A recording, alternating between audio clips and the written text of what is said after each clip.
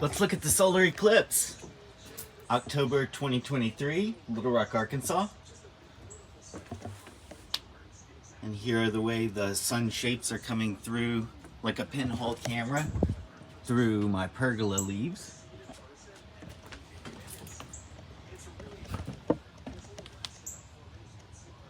And if you're going to look at the solar eclipse, of course, be sure to wear your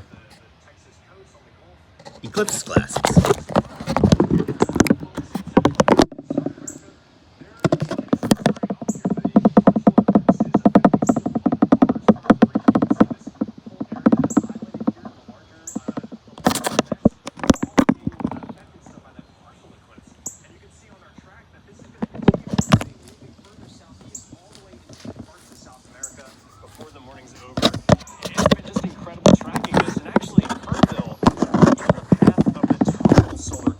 So if I turn on the path for next year, you can see excellent spot here in Kerrville. We're going to be coming right back here to witness this incredible cosmic event. Once again, getting that incredible view. Just hard to put into words just how amazing this is. Just a stunning experience, and it's been an honor to be here with you this morning, tracking this event as it's moved across. We started the morning in Eugene, Oregon. Now it has arrived and already passed us in Kerrville. Yeah, we're in Little Rock. But for now, back to you, Tahira. Thank you, James. And folks, this is just the beginning. Today's event kickstarts NASA's Heliophysics Big Year, which is a year where we're encouraging people to do as many sun-related activities as possible in the lead up to next year's total solar eclipse. Now, Joy and Michael in Albuquerque are going to share some of the ways you can play a part. Joy, what can we look forward to? Now that the annular eclipse is here, the fun has just begun.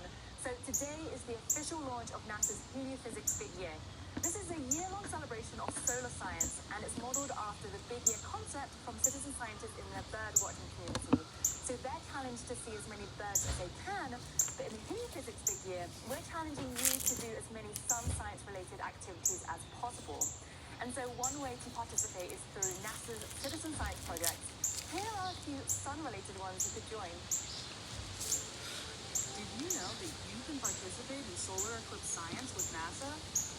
NASA's citizen science projects are collaborations between scientists and members of the public. No matter your Okay, it's very hard to get to this on a camera, on a phone, on YouTube, on live streaming, with the resolution and the abilities of the camera to adjust. But we do have the solar eclipse glasses over the camera lens, and I've zoomed in and tried to turn down the light so that you can actually see the eclipse to an extent. Scientists will study these images in detail, tracking how plumes of solar material move through the sun's atmosphere. But be careful, without proper tools and techniques, you can damage your eyes and your camera. Did you know you can listen to the eclipse too? Amateur or ham radio operators will send radio signals to one another to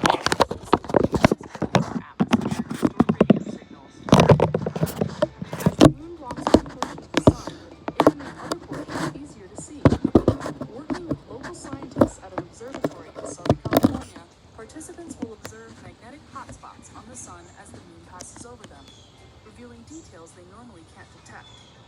Want to learn more? Follow Do NASA Science on X and Facebook to see how you can get involved in NASA citizen science. So as you can see in the telescope view, the moon is now moving away from the sun, which is really, really amazing that we're still seeing this partial eclipse. Absolutely. I think I can see a sunspot in there too. And I think on one of the earlier shots, I can see a prominence. So we're seeing NASA's sun science happening in real time. So we're getting some amazing questions online. Shall we ask some more? Yeah, let's get into it. Some more. Yeah, this is actually incredible. I'm looking at the eclipse. It's the Annular Solar Eclipse. Can a telescope see flares on the sun during totality? Oh, that's a really good question. And I have a great view of it with my eclipse glasses on. It's hard to capture with my camera, which is just a phone zoomed in. But it's a remarkable atmosphere out here. The air feels different, a little cooler. The birds are reacting and chirping.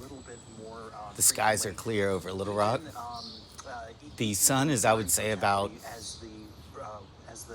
70% covered up right now. Okay, so It is a crescent shape. The sun appears to be a crescent shape. If a solar system had more than one star, would they have more solar eclipses? Would they all look like the same eclipses that we have here on Earth? Ooh, that is getting a little sci-fi, but that's okay. So if you had more than one sun, you'd have to have a moon to block both suns, or maybe two moons to block both suns. So you'd have to have a very complex geometry to get everything lined up perfectly so you could get solar eclipses with two suns and two moons, and oh, it would get very complicated. Thank you so much, Michael. You're welcome. Okay, so now we're joined with NASA's heliophysics lead, Denise Hill, who's going to tell us more about how you can participate in the heliophysics big year. Hi, Denise, how are you today? Great. Did you see that? That was my first annular eclipse, and we got a prominence. I am so stoked. That was the most exciting. Okay. Heliophysics big year. So, as you said before, the sun touches it. And the heliophysics big year is a celebration of global science and sun science and what we have going on. But it's also, I think I heard you say it, Michael, it's about the community. Just like unity, hearing everybody cheer. The sun touches us all in so many different ways. And so the heliophysics big year is going to help us kind of discover all the ways the sun touches us scientifically, but in other ways as well. And why is it a big year for the sun? So you saw what just happened, right? Oh, well, that's nothing. Coming up in April 8th, we have the total solar eclipse, and then Parker Solar Probe's closest approach, which will end out the heliophysics big year. But it's the mission that has literally touched the sun, and it's going to be making its closest approach. And then from there, every single month during the heliophysics big year, and it's a big year because it's more than 12 months, but during that time, we have themes for on different ways people can explore the sun and how it touches them. So we have themes like fashion. We're going to be delving into physical and mental and emotional health. The sun touches us in so many ways besides. And then we have missions. In just a couple weeks, we have our AWE mission that is launching, and it's going to be the first space weather station on ISS. And we are so excited. You have no idea. Wow, there's so many new NASA events and opportunities coming up. Is there any other like science events that maybe people could get involved with themselves? Yeah, for sure. So we talked about citizen science a bunch, and that is one of the ways for sure for people to get involved and to do NASA science with real scientists. And then there's also, like, you are a scientist. Every single one of us is a scientist. And we're going to share ways that you can explore the sun, do your own little scientific investigations yourself. And so, yeah, the science is going to be front and center. There's also going to be some other things as well. That's great. So what are you most excited about in this upcoming big year? For me, it's the unity, right? Like the sun touches, it doesn't matter what race you are, what ethnicity, what culture, religion, whether you live in a rural community, urban community, it doesn't matter. The sun touches us all. And we like to call it our extraordinarily ordinary sun, because our sun is supposed to just be ordinary. But it is responsible and touches every living thing on Earth. And no other star that we know of has that level of responsibility. So that gives me hope that you can be ordinary and have an extraordinary impact. That's amazing. Well, I think our sun's pretty extraordinary by itself, so I don't know. Thank you so much for joining us, Denise. Thanks for having me. So if you want to learn more about the heliophysics big year, you can visit go.nasa.gov/heliobigyear. Michael, are you excited for the heliophysics big year? I am so excited because I get to be a rock star for an entire year, and then I go back to being a normal scientist again. No, it's going to be fantastic for science, for outreach, for everything. I am so excited for this. Well, the heliophysics big year has so many opportunities for folks around the world to get involved with NASA science, especially during the 2024 total solar eclipse. And one group of citizen scientists will be using their sensors to make observations. They'll gather sound recordings and help with data analysis to understand how wildlife will be impacted by solar eclipses. And you can help them too, no matter your citizenship. So now let's learn more. During a total solar eclipse, it is almost like day becomes night very quickly. So knowing that there's going to be a change in that light and life-giving energy means that we can predict when animals are going to have a rapid shift in their behavior, which results in changes in the acoustic environment or the soundscape. So the Eclipse Soundscapes project is a project to determine how eclipses affect life here on Earth. And there's a lot more to observation than just what you see. It's also important to think about what you hear. We're measuring how the rapid onset of darkness during an eclipse affects wildlife by measuring the changes in sounds that they make. The general public is best suited for this type of project because the general public is everywhere. And that's really the power of the participatory science component of this project. It enables recordings and observations of soundscapes across the diversity of ecosystems covered by the path of totality.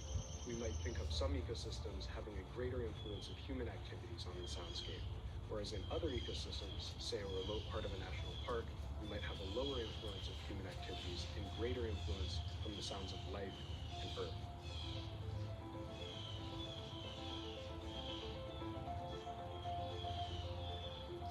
The only way to properly preserve a species is to understand it. The only way to understand it is through scientific study on their behavior, their patterns, and their habitat requirements. One of the things we'll be doing during the total solar eclipse is setting up these recording stations. So these are our acoustic monitoring stations. And what we're doing is listening for calls of the different bat species with the hopes of maybe picking up some of those endangered species like the northern long-eared bat. We're hoping the results of this study will inform us about the health of our bat populations of Hot Springs National Park and help improve future conservation efforts. The Eclipse Soundscapes project is an inclusive and accessible project that is inviting the general public to get involved in NASA science alongside scientists and subject matter experts. Wherever you take your observations, you might be giving us information that has never been recorded before, and that is really useful and interesting to the science. Wow, that sounds like an exciting project that anyone can get involved with. So if you want to learn more about Eclipse Soundscapes or any of NASA's other citizen science opportunities, go to go.nasa.gov/heliobigyear. Well, thank you to everyone joining us online and here in Albuquerque, New Mexico. It's been an unforgettable day, hasn't it, Michael? Oh, it certainly has. Well, here in Little Rock, Arkansas, and we're listening to the professional webcast from NASA. They've got the best information. So although the This is annular an eclipse amateur is over in Albuquerque, backyard we still have one more day left at the iPhone Fiesta and zoom one in more with to solar participate in as many glasses sun-related activities as to remember possible my in the personal Heliophysics experience Big Year. with this So year's now solar let's head back eclipse. to Kerbal, Texas, where Tahira and Gina will chat about the upcoming total solar eclipse. Thank you so much for joining us, everyone. And we are getting ready for the 2024 eclipse next year. Thank you, Joy and Michael. I mean, it sounds like we have Next year in so April. much to look forward to over this next year.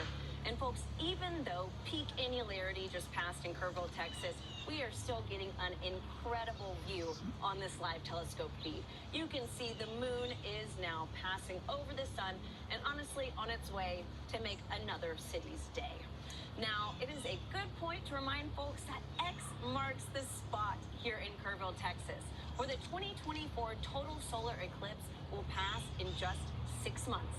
This very lucky city is in the path of totality and will be one of the places to witness the moon completely blocking out the face of the sun and darkening the sky as if it were dawn or dusk.